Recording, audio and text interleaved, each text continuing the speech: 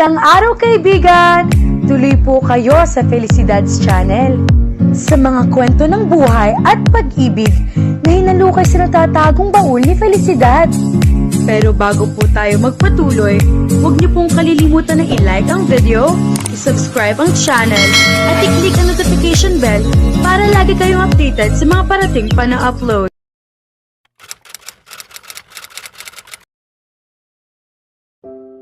Bakit mo pa rin ako iniiwan, Odie? Naiinis na tanong ni Taz habang sinusundan ang dalaga sa mahabang pila sa sakayan ng bus. Akala ko ay maayos na tayo. Wala namang problema kay Taz kung aalis si Odie dahil alam niyang kailangan nito ng pahinga at bakasyon. Ngunit hindi sa kalagayan nito ngayon. Halatang wala sa sarili ang dalaga at nang huling beses niya itong nakita sa ganoong estado, ilang ulit itong nagtangkang magpakamatay. Natatakot siya na baka maisipan na naman ni Odie na saktan ang sarili at wala siya roon upang pigilan ito. Kaya hindi siya papayag na basta na lamang umalis ang dalaga. Pero kung talagang nais mong umalis, sige. Aalis tayo, desisyon ni Taz. Marahil ay makabubuti ring makalayo tayo sa mga mapanghusgang mata. Ngunit bigyan mo ako ng isang araw upang magpaalam sa opisina at maipasa ang mga gawain ko sa aking general manager. Malalim na bumuntong hininga si Odie na para bang labis na siyang nairita. Ngunit nang lingunin niya si Taz, bumakas ang pagsisisi sa kanyang mukha. Taz, patawad. Ang nangyari kanina. Hindi dapat nangyari iyon.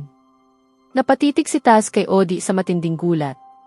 Ang tinutukoy ba nitong nangyari kanina ay ang matagal nilang paghahalikan? 3 oras ang nakalipas habang nasa tea house sila, matagal silang naghalikan. Pagkatapos ay tahimik lamang silang nagtabi hanggang sa makatulog si Odie. Dahil pagod na pagod ito sa pag-iyak, binuhat niya ang dalaga at inihiga sa kama. Pagkatapos ay niyakap niya ito at nakatulog sa tabi nito. Ngunit nang magising siya, nagulat siya nang makitang wala na si Odie. Lalo siyang kinabahan ng pagbaba niya ay nakita niyang kasasakay pa lamang ng taxi ang dalaga, may bitbit na malaking bag. Hindi na siya nag-aksaya ng oras. Sumakay siya sa kanyang kotse at pinaharurot iyon upang sandan si Odie. Hanggang sa makarating sila sa bus terminal na iyon na patungong Laguna. Bakit mo ako iiwan pagkatapos mong magpahalik sa akin? Hindi makapaniwalang tanong ni Taz. Napataas ang kanyang boses kaya napatingin sa kanila ang mga nakarinig. Para tuloy silang mga tauhan sa isang pelikula sa paraan ng pagtitig ng mga tao sa kanila. Ngunit walang naging reaksyon si Odie. Inaasahan ni Taz na magagalit ito sa sinabi niya, ngunit nanatiling malayo ang tingin ng dalaga. Tila wala sa sarili. Para bang muli itong nagtayo ng makapal at mataas na pader sa pagitan nilang dalawa. Hindi. Bumalik na naman siya sa dati. Hindi naging madali ang pinagdaanan ni Taz upang bigyan ng dahilan si Odie na mabuhay muli. Masasayang ang lahat kung babalik ito sa dati nitong magulong damdamin at pag-iisip. Hinala niya, nagkakaganoon ito ngayon dahil sa pagpunta ng mga magulang ni Pluto at sa panunumbat ng mga ito dahil tila masaya na ulit ang dalaga. Kay sarap sana nilang pagsabihan. Odie, pakiusap. Manatili ka sa tabi ko pag susumamo ni Taz. Ni hindi siya nilingon ni Odie nang sumakay ito sa bus. Kaya muli niya itong sinundan ngunit nagkahiwalay sila ng upuan. Umupo kasi si Odie sa tabi ng isang matabang ginang, kaya napilitan si Taz na umupo sa bakanting upuan sa likuran nito. Dumukwang si Taz upang makita si Odie, ngunit hindi siya hinarap ng dalaga. Odie, mahal. Makipag-usap ka sa akin.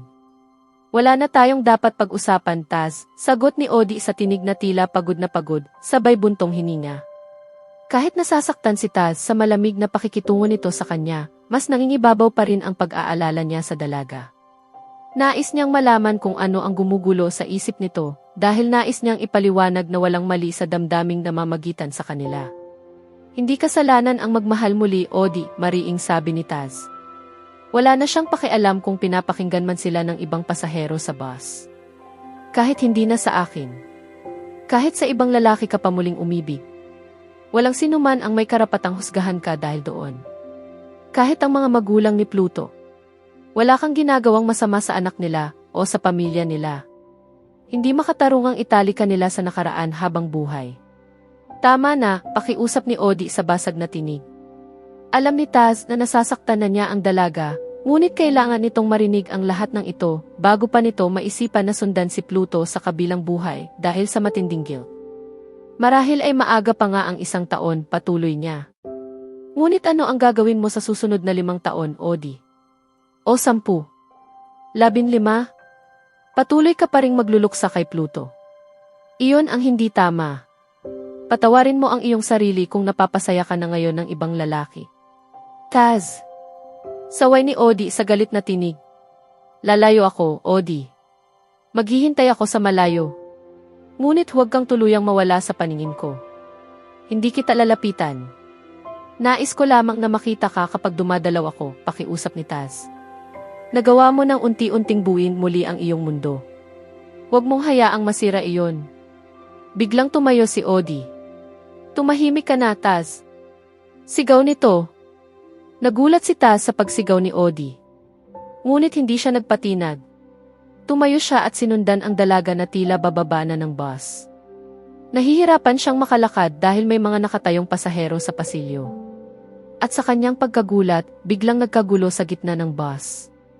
Napasinghap ang halos lahat ng tumayo ang isang lalaki na maihawak na baril at hinablot ang isang batang babae na tila nasa 12 taong gulang pa lamang. Ipinulupot nito ang braso sa liig ng bata at itinutok ang baril sa sentido ng dalagita na agad na napaiyak. Ang ginang na tila ina ng bata ay napaiyak din habang nagmamakaawang pakawalan ang kanyang anak. Dumoble ang takot sa dibdib ni Taz dahil hindi siya katabi ni Odi. May 3 lalaking nakatayo sa pasilyo sa pagitan nila. Odi. Pilit siyang sumiksik sa mga lalaki, ngunit natutulak siya paatras dahil nagkukumahog ang mga pasahero na lumayo sa armadong lalaki. Samantalang si Odi ay nanatiling nakatayo. Malapit sa maihawak ng baril. Odi. Halika rito. Sigaw ni Taz. Tumahimik kayong lahat. Sigaw ng armadong lalaki. Kapag hindi kayo tumahimik, babarilin ko kayo. Sabay-sabay tayong mamamatay. Kung nais mong magpakamatay, bakit kailangan mo pang mandamay? Naiayamot na tanong ni Odi. Ganoon ka ba kalungkot at kadesperado na kailangan mo pang may makasama sa kamatayan? Pakiramdam ni Taz ay huminto ang tibok ng kanyang puso. Matapang na sinagot ni Odi ang hostage taker. Na para bang wala itong pakialam kung ano ang maaaring mangyari sa kanya. Tama siya. Parang muli nitong isinusugal ang sarili nitong buhay. Nilingon ng armadong lalaki si Odi nang may masamang tingin. Ano ang sinabi mo? Sinabi ko na ikaw ay isang kaawa-awa at malungkot na tao. Napamura si Taz sa loob-loob niya. Halatang sinasadya ni Odi na galitin ang lalaki upang siya ang pagtuunan nito ng pansin. Ginamit niya ang kanyang tangkad at lakas upang itulak at hawiin ang mga tao sa harap niya, ngunit nahihirapan siyang makausad dahil sa nagkakagulong mga pasahero. Marami sa kanila ang nagtatangkang bumaba sa mga bintana. Matapang ka pala, ha? Galit na sigaw ng hostage taker. Gusto mo bang ikaw ang mauna? Binitiwan nito ang batang hostage at itinutok ang baril sa ulo ni Odi. Kung gagawin mo na, hamon ni Odi. Huwag puro salita. Naramdaman ni Taz ang matinding galit, takot, at pag-aalala nang makita niyang nakatutok ang baril sa ulo ni Odi. Binayo niya ang huling lalaking nakaharang sa kanyang daraanan.